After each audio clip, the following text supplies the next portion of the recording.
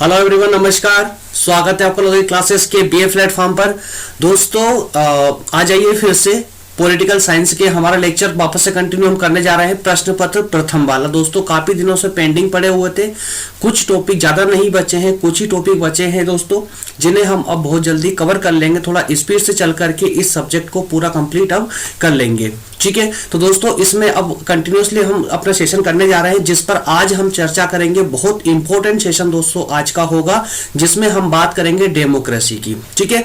लोकतंत्र दोस्तों कंफ्यूज ना हो, आपके सिलेबस में प्रजातंत्र भी लिखा हो सकता है, ठीक है। तो लोकतंत्र और प्रजातंत्र में कोई विशेष डिफरेंस नहीं होता है, दोनों एक ही कंसेप्ट होते हैं, ठीक है दोस्तों। तो चलिए शुरुआत करते हैं अपने आज के सेशन की। और सेशन को स्टार्ट करें उससे पहले जो दोस्त हमारे पहली बार हमारे इस प्लेटफॉर्म पर आए हैं उन सबको मैं दोस्तों बता दूं कि हमारे इस सेशन पे, हमारे लोधी क्लासेस के इस बीए प्लेटफॉर्म पर हम सभी सब्जेक्टों को, बीए के सभी सब्जेक्ट को आपके सिलेबस के अनुसार पूरे विस्तार के साथ में पढ़ाते हैं दोस्तों। और आपके डाउट क्लियर करने के लिए हम प्रत्यक्ष रूप से दोस्तों हम आपको साथ में कॉल फैसिलिटी आपको प्रोवाइड करते हैं, जिससे कि हमारा गाइडेंस तीनों साल तक, फर्स्ट, सेकंड और थर्ड ईयर तक आपके साथ हम बने रहेंगे और आपको प्रत्यक्ष रूप से दोस्तों कॉलिंग पर और व्हाट्सएप पर आपको गाइड करते रहेंगे, ठीक है दोस्तों। तो बढ़ते हैं, शुरुआत करते हैं अपने सेशन की। और सेशन में शुरू में पहुंचे दोस्तों, उससे पहले जो कमेंट होती है हमारे पास में, उसके लिए दोस्तों वीडियो सर्च करने में प्रॉब्लम आती है तो प्लीज प्लेलिस्ट में जाकर के सर्च करें। प्लेलिस्ट में सभी वीडियो क्लासेस जो है सीरीज वाइज जमा दी गई है। सभी सब्जेक्ट की अलग अलग क्लासेस वहां पे अरेंज कर दी गई है। प्लीज थोड़ा सा कष्ट करके और प्लेलिस्ट में जरूर जाइए और वहां जाकर के अपने सभी क्लास जो लेक्चर है उनको सर्च करें। और साथ में दोस्तों पीडीएफ आपको टेलीग्राम पर मिलेगी। व्हाट्सएप पर रिक्वेस्ट ना भेजे पीडीएफ के लिए, नोट्स के लिए। आपको नोट्स जो है वो टेलीग्राम पर मिलती है। टेलीग्राम की लिंक है दोस्तों, आपको दिख रही है। टेलीग्राम पर लोधाजी क्लासेस नाम से ग्रुप बना हुआ है, उसको सर्च करेंगे आपको मिल जाएगा, ठीक है। ये आपको लिंक सामने आ रही है दोस्तों, लिंक को आप देख सकते हैं। इसके अलावा व्हाट्सएप नंबर चाहिए तो आपको डिस्प्ले हो रहा है, व्हाट्सएप नंबर भी आप यहां से ले सकते हैं दोस्तों। चूंकि आज का सेशन काफी लंबा है इसलिए मैं थोड़ा सा अब स्पीड में चलूंगा इसके अंतर्गत। हालांकि बहुत इंपॉर्टेंट सेशन है आज का दोस्तों, बहुत स्पीडली भी हमको कवर भी करना, चूंकि बहुत लंबा सेशन है, ठीक है। तो लोकतंत्र पर दोस्तों हमारी चर्चा हो, जैसा कि हम जानते हैं कि ये 4th यूनिट का लास्ट टॉपिक हमारे पास में बचा हुआ है। किसी के सिलेबस में 1st यूनिट में हो सकता है, सेकंड में हो सकता है, 3rd यूनिट में हो सकता है, तो कोई प्लीज माइंड ना करे। सब सिलेबस में अलग अलग, बस अब टॉपिक पर ध्यान दे। टॉपिक है डेमोक्रेसी का। डेमोक्रेसी जिसके भी सिलेबस में है वो आराम से यहाँ पर पढ़ सकता है दोस्तों, ठीक है। चलिए तो जरा जान लेते हैं कि आज के इस टॉपिक में हम क्या क्या पढ़ने वाले हैं। तो डेमोक्रेसी अर्थात लोकतंत्र या प्रजातंत्र के अंतर्गत हम क्या क्या डिस्कस करेंगे। तो इसके अंतर्गत दोस्तों सबसे पहले हम बात करेंगे लोकतंत्र या डेमोक्रेसी के अर्थ की। सबसे पहले हम इसकी व्याख्या करेंगे, व्याख्या को समझेंगे। उसके बाद में दोस्तों हम देखेंगे इसके प्रकारों पर प्रकाश डालेंगे कि प्रकार कौन कौन से प्रकार है इसके, ठीक है। इसके बाद में विशेषताएं और लास्ट में दोस्तों हम इसके गुण और दोष दोनों पर हम गुण दोष और आवश्यक तत्वों पर हम चर्चा करेंगे।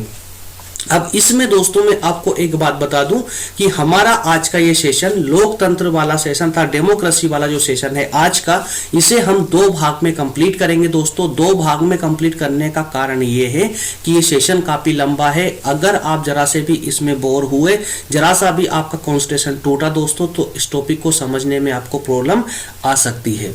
इस कारण से मैंने इसके 2 भाग बनाऊंगा इसके। तो पहले भाग में दोस्तों हम कवर करेंगे अर्थ से लेकर के विशेषताओं तक की। तो दोस्तों इतना जो पार्ट आपको ये दिख रहा है अर्थ, प्रकार और विशेषताएं, इसको हम भाग नंबर 1 में कवर करेंगे दोस्तों, एक भाग में कवर करेंगे, ठीक है। और जो इसका नेक्स्ट भाग होगा उस नेक्स्ट भाग में गुण दोष और आवश्यक तत्वों पर हम चर्चा करेंगे भाग नंबर 2 में, ठीक है। तो 2 पार्ट में हम इस सेशन को लेकर आएंगे। दिमाग में क्लियर दोस्तों। इसके सेकंड की में वैसे तो आपको लिंक देने की आवश्यकता पड़ती है, क्योंकि आप टेलीग्राम पर ऑलरेडी ज्वाइन है, तो टेलीग्राम पर तो लिंक सेंड कर दी जाती है। जितने भी लेक्चर होते हैं सबकी टेलीग्राम पर लिंक मिल जाती है आपको। लेकिन जो दोस्त मेरे नए हैं, जो पहली बार हमारे सेशन को देख रहे हैं, उनको डिस्क्रिप्शन में इसके सेकेंड पार्ट की लिंक मिल जाएगी, चिंता ना करें, ठीक है। और नहीं मिले तो दोस्तों आपको जो है इसी वीडियो के डिस्क्रिप्शन में आपको जो प्लेलिस्ट मिलेगी, प्लेलिस्ट की लिंक, सभी वीडियो के डिस्क्रिप्शन में प्लेलिस्ट की लिंक मिल जाती है। तो राजनीति विज्ञान प्रश्न पत्र प्रथम की प्लेलिस्ट को ओपन करें, लिंक में दी गई है लिंक, लिंक डिस्क्रिप्शन में लिंक दी गई है, उसको ओपन करें, ओपन करके उस प्लेलिस्ट को में जो है इसका सेकंड पार्ट सर्च कर लेना, आसानी से मिल जाएगा। ठीक है, चलिए दोस्तों, तो शुरू करें अपना आज का सेशन, जिसमें हम 3 टॉपिकों पर विशेषकर चर्चा करेंगे। ठीक है, तो 3 टॉपिकों के अंतर्गत सबसे पहले हम शुरुआत करते हैं दोस्तों, हम लोकतंत्र की व्याख्या की, लोकतंत्र के अर्थ की। सबसे पहले मैं जैसा कि प्रति क्लास में करता आया हूं कि आप स्टैटिकल जो आप थ्योरेटिकल पढ़ते हैं दोस्तों, वो आप स्वयं पढ़ सकते हैं। आपके पास में किताबों का महासागर हो सकता है, बहुत सारी किताबें हो सकती हैं, किसी भी किताब से आप थ्योरेटिकल पार्ट को कंप्लीट कर सकते हैं। परंतु मैं जो विशेष आपको पढ़ाने का प्रयास करता हूं वो है आपको एक व्यवहारिक अध्ययन, तो व्यवहारिक स्टडी के लिए ही मैं आपको यहाँ पर उपस्थित हूँ, और इसी के लिए दोस्तों आप लोग मुझे पसंद भी करते हैं। तो सबसे पहले लोकतंत्र को व्यवहारिक रूप से समझिए। लोकतंत्र है क्या दोस्तों? बहुत बड़ा होगा बना रखा दिमाग में, कुछ भी नहीं है, सिंपल सी बात है। जिस शासन व्यवस्था में जनता को पूर्ण अधिकार और स्वतंत्रता प्राप्त हो, उसी को लोकतंत्र कहते हैं। क्या बोला मैंने? कि जिस शासन व्यवस्था में जनता को पूर्ण अधिकार और स्वतंत्रता प्राप्त हो, और इसमें एक बात और ऐड कर देना कि और इस शासन व्यवस्था में पूर्ण अधिकार और स्वतंत्रताओं के साथ ही साथ में शासन की शक्ति जनता में निहित हो, उस शासन व्यवस्था को हम लोकतंत्र कह सकते हैं। मतलब कुल मिलाकर के जब देखोगे तो जो लोकतंत्रात्मक जो शासन होता है दोस्तों, वो एक परिधि जैसा होता है, पूरे परिधि जैसा होता है, और केंद्र में जो होते हैं ना, जो केंद्र में होता है वो होता है जनता।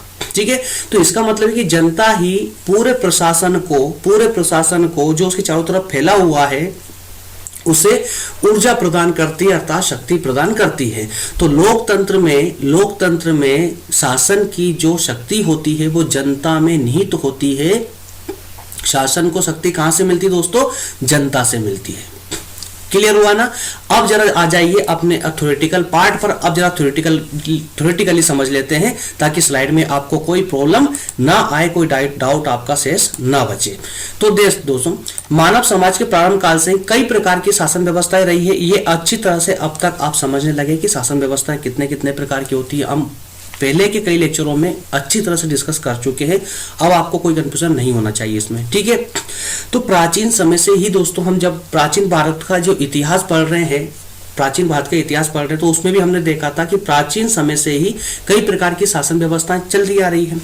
कहीं कहीं पर राजतंत्र है, कहीं पर अधिनायक तंत्र है, कहीं पर निरंकुशता का तंत्र है, कुलीन तंत्र है, तो कहीं कहीं पर लोकतंत्र है। तो लेकिन दोस्तों, इन सारी शासन व्यवस्थाओं में जो सबसे प्रमुख शासन व्यवस्था है ना, जिसमें जनता को अधिकार प्रदान किए जाते हैं, जनता को स्वतंत्रता प्रदान की जाती है, वो सिर्फ और सिर्फ लोकतंत्र ही है, जिसमें जनता को पूर्ण अधिकार और स्वतंत्रता प्राप्त होती है। दोस्तों, यहाँ पूर्ण का मतलब पूर्ण मत समझ लेना, या पूर्ण मतलब कि आवश्यकता के अनुसार जितनी स्वतंत्रता और अधिकार जनता को होने चाहिए उतने, उसी को हम पूर्ण बोलेंगे। अर्थात कि मानव को अपने व्यक्तित्व विकास के लिए जितने अधिकारों की आवश्यकता होगी उतने अधिकार उसके पास हो। पूर्ण, एक दूसरा पूर्ण वो होता है जिसमें पूरी तरह के अधिकार है, कुछ भी कर सकता है, तो ये संभव नहीं है ना। संविधान है हमारे यहाँ पर, लोकतंत्र में, हर लोकतंत्रात्मक देश में संविधान होता है, संविधान के अनुसार ही लोकतंत्र जिंदा रहता है। ठीक है, तो इसी प्रकार दोस्तों, लोकतंत्र शब्द की जब बात करते हैं हम डेमोक्रेसी की, तो ये 2 शब्दों से मिलकर बना है, जिसका है ग्रीक भाषा के 2 शब्द है, डेमोस और क्रीटिया। कौन से? डेमोस और क्रीटिया। और इन शब्दों का अर्थ होता है जनता की शक्ति। क्या अर्थ होता है? जनता की शक्ति। तो इस प्रकार से लोकतंत्र उस शासन व्यवस्था को कहते हैं जिसमें जनता सबसे इंपॉर्टेंट टर्मिनोलॉजी दोस्तों ये वाली, इसको नोट कर लेना जरा आप। उस शासन व्यवस्था को हम लोकतंत्र कहेंगे जिसमें जनता प्रत्यक्ष या अप्रत्यक्ष रूप से स्वयं शासन करती है। क्या करती है? प्रत्यक्ष या अप्रत्यक्ष रूप से संशासन करती है, या फिर शासन व्यवस्था में भाग लेती है। ठीक है ना? चलिए, तो इसको लोकतंत्र को लेकर के 2 लोगों ने, अर्थात कि वैसे तो कहा तो बहुत सारे लोगों ने परिभाषा दी है, बहुत सारे विद्वान हैं जिन्होंने परिभाषा दी है, लेकिन 2 अहम है जिनको मैंने यहाँ पर पुट किया है। एक है अब्राहम लिंकन। तो अब्राहम लिंकन ने कहा था कि लोकतंत्र में जनता के द्वारा और जनता के लिए शासन होता है। क्या होता है? जनता के द्वारा, जनता के लिए, जनता का शासन होता है। ठीक है। तो कुल मिलाकर कह दिया कि यहाँ पर जो मेन, जो सबसे ज्यादा जो मतलब एक पावर हाउस जो है वो कौन है, जनता है। ठीक है। और पूरा क्षेत्र जो उससे ऊर्जान्वित हो रहा है वो सब पूरा शासन व्यवस्था है, अर्थात जनता से ही शासन को शक्ति प्राप्त होती है। क्लियर हो रहा है, इसमें कोई डाउट तो नहीं अभी तक। चलिए उसके बाद में ब्राइस साहब ने कहा है, ब्राइस ने भी इसकी परिभाषा देते कहा है कि राज्य शासन की शक्ति किसी विशेष वर्ग या वर्गों में निहित ना होकर के वो संपूर्ण जनता में, मतलब लोकतंत्र एक ऐसी शासन व्यवस्था है जिसमें शक्ति किसी एक विशेष वर्ग में नहीं होती। शासन की शक्ति जो है एक विशेष वर्ग या विशेष व्यक्ति में नहीं होती है, बल्कि पूरी जनता में होती है। और कैसे होती है? अरे भाई, जो प्रतिनिधि आपके, जैसे हम भारत की अगर बात करें तो भारत में अप्रत्यक्ष लोकतंत्र है, तो इसमें जिन लोगों को आप चुनकर भेजते हो तो क्या वहां पर गिने चुने लोग होते हैं जो कि सब आप लोग ही वोट डालोगे, कि दूसरे एक वर्ग को वोट डालने का अधिकार दे दिया, दूसरे को नहीं दिया? ऐसा तो नहीं है ना, सभी को अधिकार है वोट डालने का। ठीक है। तो जब वोट डालने का सबको अधिकार, तो सबके द्वारा जो चुनकर जाते हैं प्रतिनिधि वही जाकर शासन करते हैं। तो इसका मतलब ये हुआ कि संपूर्ण जनता के द्वारा जो प्रतिनिधि चुनकर आए हैं उनके द्वारा ही शासन किया जा रहा है। ठीक है। तो लोकतंत्र की ये एक विशेषता भी होती है। तो इस प्रकार से दोस्तों हमने इसकी व्याख्या देखी। तो व्याख्या के अंतर्गत आप सिर्फ लोकतंत्र का अर्थ समझाओगे, लोकतंत्र क्या क्या होता है, तो थोड़ी सी तुलना कर देना आप लोग कि कुछ इस अन्य प्रकार की शासन व्यवस्था, जैसे अधिनायक तंत्र, राजतंत्र, इस प्रकार की शासन व्यवस्था होती है। उसी में एक शासन व्यवस्था होती है लोकतंत्र की, जो सबसे अलग है, वो सबसे विशेष है और आज के वर्तमान आवश्यकताओं की पूर्ति के लिए, वर्तमान विश्व में शांति स्थापना के लिए, वर्तमान विश्व की रक्षा के लिए लोकतंत्रात्मक शासन व्यवस्था बहुत अहम भूमिका अदा करती है। ठीक है ना। चलिए अब बात करते हैं लोकतंत्र के प्रकारों की। तो दोस्तों यहां पर सिर्फ ज्यादा कंफ्यूज होने की आवश्यकता नहीं, बिल्कुल कंफ्यूज मत होना, एकदम व्यवहारिक है। लोकतंत्र, प्रजातंत्र या डेमोक्रेसी, में बार बार प्रजातंत्र शब्द इस्तेमाल कर रहा हूं क्योंकि राजस्थान यूनिवर्सिटी के सिलेबस में दोस्तों लोकतंत्र की जगह प्रजातंत्र लिखा हुआ है, इसलिए विशेष करके मैं प्रजातंत्र बार बार रिपीट कर रहा हूं, है ना। तो लोकतंत्र को अलग ना समझे, डेमोक्रेसी ये वही टॉपिक है दोस्तों, सेम है। ठीक है। तो अब मैं प्रजातंत्र नहीं बोलूंगा, अब सिर्फ लोकतंत्र प्रोनाउंस करूंगा, ठीक है, फिर डेमोक्रेसी बोलूंगा। ठीक है, समझ जाना आप लोग। तो दोस्तों जो डेमोक्रेसी है, डेमोक्रेसी सिर्फ दो प्रकार की होती है, एक प्रत्यक्ष होती है डायरेक्ट, और एक अप्रत्यक्ष होती है मतलब इनडायरेक्ट। जो डायरेक्ट होती है उसमें क्या होता है, जरा व्यवहारिक रूप से समझते चलिए।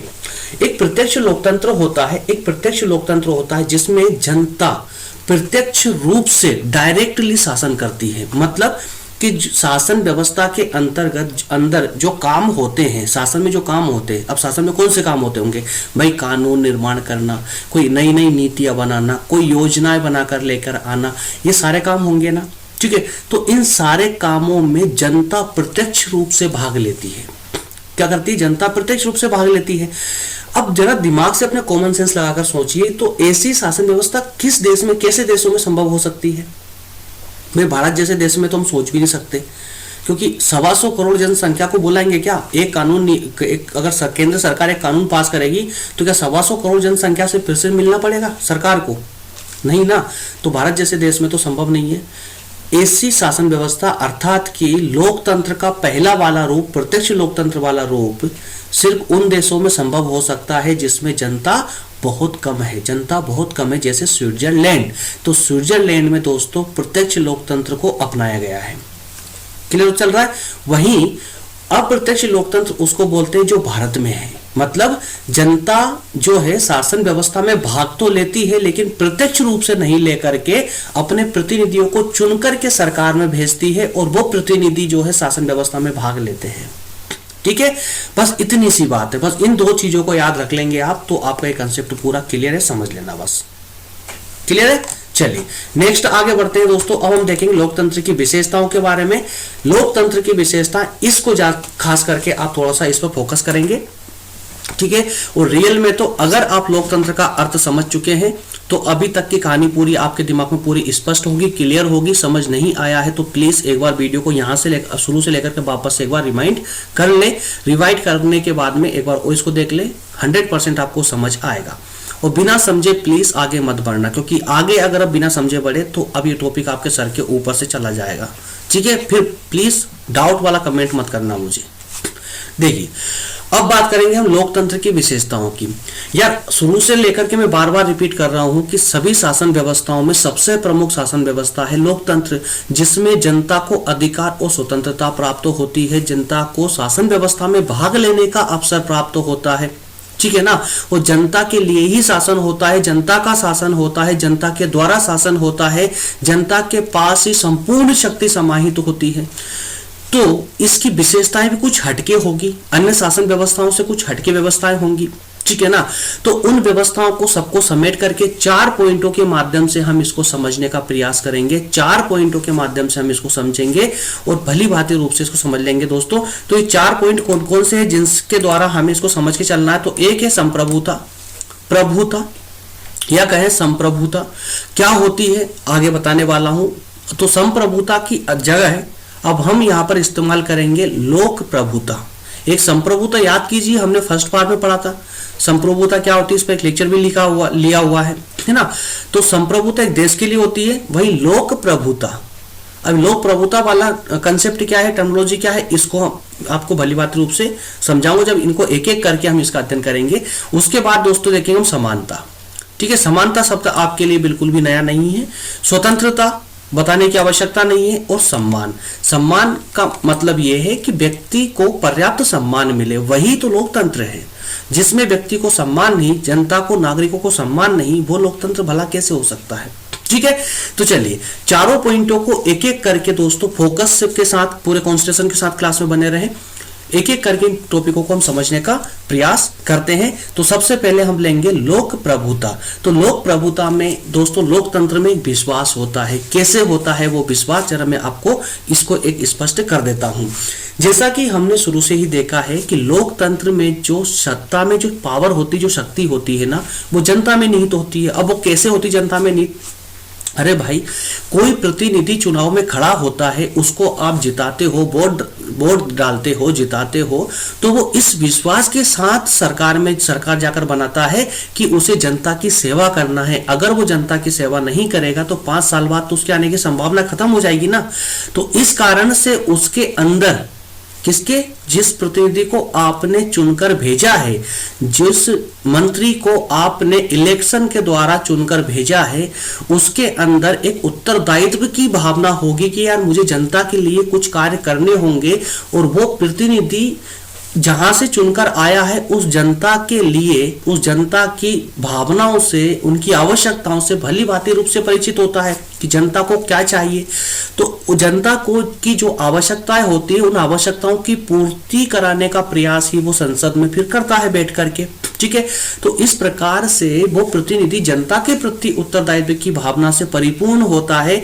साथ ही साथ में दोस्तों जो चुनाव होते हैं, जो चुनाव होता है, जो मतदान होते हैं, वयस्क मताधिकार का जो अधिकार है जनता के पास में, वो भी एक लोकप्रिय है। जनता जिसको चाहे वो मत दे सकती है, वोट डाल सकती है ना।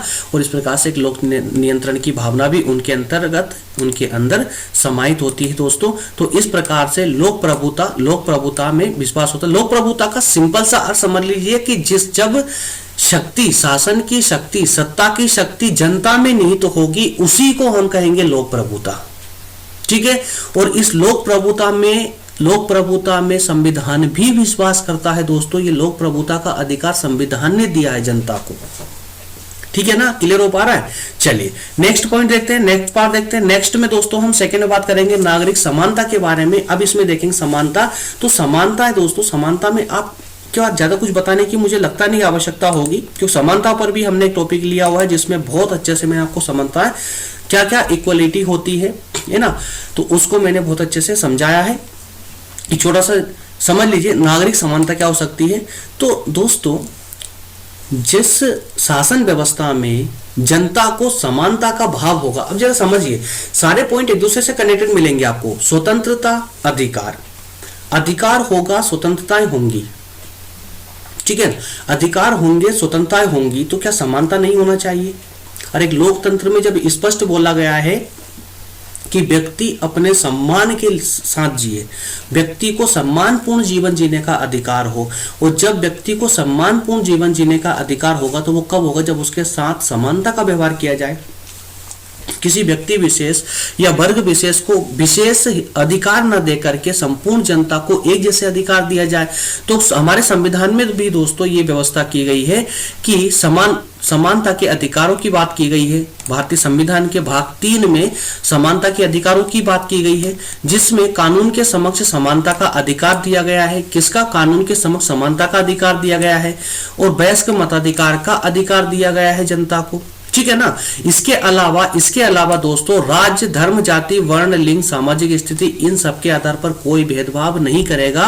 राज्य अर्थात सरकार या राज्य सरकार हो, चाहे वो केंद्र सरकार हो, चाहे वो स्थानीय सरकार हो, कोई भी जो है इन आधारों पर आपसे भेदभाव नहीं करेंगे, ठीक है। और इसी के साथ में व्यक्ति को अपने व्यक्तित्व के विकास के लिए पर्याप्त अवसर प्रदान किए जाएंगे।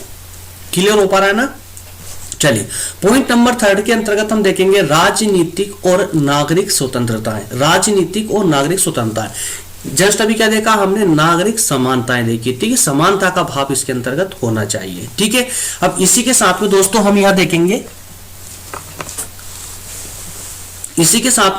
देखेंगे कि समानता के बाद में अब हम स्वतंत्रता की बात करेंगे कि राजनीतिक स्वतंत्रता क्या होती है और नागरिक स्वतंत्रता क्या होती है। तो दो प्रकार की स्वतंत्रता यहाँ पर होनी चाहिए, तभी वो लोकतंत्र जिंदा रह सकता है, या लोकतंत्र हम तभी उस शासन व्यवस्था को कह सकते हैं जब नागरिकों के पास में राजनीतिक और नागरिक स्वतंत्रता हो। अब राजनीतिक स्वतंत्रता क्या होती है भाई? राजनीतिक स्वतंत्रता का मतलब है कि राजनीति में भाग लेने वाली स्वतंत्रता हो, तो जिसको चाहे उसको वोट डाल सकता हो, वो जिस पद पे भी चाहे उस पद के लिए निर्वाचन में भाग ले सके, चुनाव लड़ सके, ये स्वतंत्रता उसके पास होनी चाहिए, ठीक है ना। और जब नागरिक स्वतंत्रताओं की बात करते हैं तो ये तो हमारे संविधान ने स्पष्ट तौर पर दे दी है ना। कौन सी? विचारों की स्वतंत्रता है, अभिव्यक्ति की स्वतंत्रता है, घूमने फिरने की स्वतंत्रता, आवाज की स्वतंत्रता, कहीं भी बस जाने की स्वतंत्रता, व्यापार करने की स्वतंत्रता, इस प्रकार की विभिन्न नागरिक स्वतंत्रताएं प्रदान की गई है संविधान के द्वारा। तो ये नागरिक स्वतंत्रताएं हो गई। तो यहाँ पर यही डिफरेंस याद रखना है आपको। राजनीतिक स्वतंत्रता अर्थात चुनाव मतलब राजनीति में भाग लेने वाली स्वतंत्रता, और नागरिक स्वतंत्रता अर्थात जो प्रति व्यक्ति को स्वतंत्रता संविधान के भाग 3 में दी गई है मूल अधिकारों के तहत, वो स्वतंत्रता है।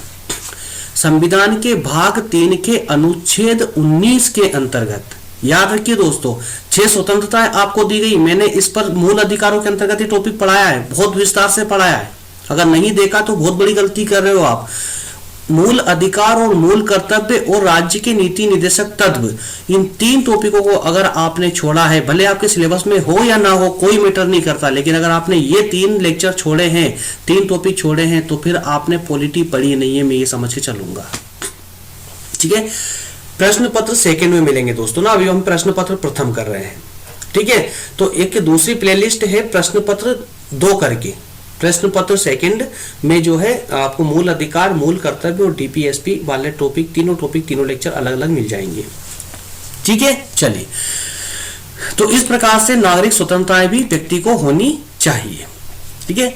अब बात करते हैं दोस्तों व्यक्ति का सम्मान। व्यक्ति का सम्मान, जैसा कि मैं इससे पहले ही समझा चुका हूं आपको, भाई लोकतंत्र वही हो सकता है जिसमें व्यक्ति को सम्मानपूर्ण जीवन जीने का अधिकार हो। अब सम्मानपूर्ण जीवन कब जिएगा? सम्मानपूर्ण जीवन तब जी सकता है व्यक्ति जब उसकी आवश्यकताएं पूरी हो रही हो। व्यक्ति की आवश्यकताएं जो होती, जो प्राथमिक आवश्यकताएं होती हो, वो सरकार के द्वारा उसका जो है बंदोबस्त किया, उचित रूप से बंदोबस्त किया जा रहा हो, उचित रूप से उसको प्रोवाइड की जा रही हो, वो सबकी सब। इस प्रकार से दोस्तों प्रजातंत्र में, लोकतंत्र में जो है जनता की स्वतंत्रताएं तभी रह सकती है जब उसको एक सम्मानपूर्ण जीवन जीने का अधिकार प्राप्त हो। तो लोकतंत्र मानवीय व्यक्तित्व के सम्मान और गौरव में विश्वास करता है और स्वतंत्रता, समानता और भ्रातृत्व इस स्थिति को प्राप्त करने के साधन है। व्यक्ति का सर्वांगीण विकास, व्यक्ति का विकास ही एक लोकतंत्र का उद्देश्य हो सकता है। जिस देश में शासन व्यवस्था लोकतंत्रात्मक शासन व्यवस्था है, उस शासन व्यवस्था का एकमात्र उद्देश्य होता है जनता का विकास, जनता की समृद्धि, ठीक है। क्योंकि उन्हीं से, जनता की समृद्धि से, जनता के विकास से ही देश की समृद्धि और देश का विकास संभव हो सकता है। क्लियर हो पा रहा है ना दोस्तों? चलिए नेक्स्ट स्लाइड पर चलते हैं। नेक्स्ट में बात करेंगे दोस्तों लोकतंत्र के गुण और दोष। जैसा कि हमने प्रारंभ में बात की थी, हमारे ये जो अब क्या है कि चूंकि बहुत थोड़ा सा लंबा टॉपिक है, ये ज्यादा बोर हो जाएंगे। अगर जरा से भी अगर आप डिस्टर्ब हुए, जरा से भी बोर हुए, जरा सा भी आपका ध्यान हटा तो टॉपिक समझ नहीं आएगा। क्योंकि बहुत इंपॉर्टेंट टॉपिक है, इसीलिए मैं आपको 2 भागों में लेकर आया हूं। और 2 भाग का मतलब ये नहीं है कि आप एक भाग आज देख रहे हैं, एक भाग कल देखेंगे। दोस्तों 10 मिनट का ब्रेक लेने के बाद में जस्ट वापस बैठना है आपको सेकंड भाग देखने के लिए, ठीक है ना। तो इसको मैं यहीं क्लोज कर रहा हूं। मैं भी 10 मिनट का ब्रेक लेने के बाद में फिर से आऊंगा अभी और सेकंड भाग पर लेक्चर लूंगा, ठीक है। चलिए तो मिलते हैं दोस्तों सेकंड भाग में, तब तक बने रहे। 10-15 मिनट का ब्रेक लेकर आइए और डिस्क्रिप्शन में, इसी वीडियो के डिस्क्रिप्शन में जाकर के सेकंड भाग को प्ले कर लो, ठीक है। ओके।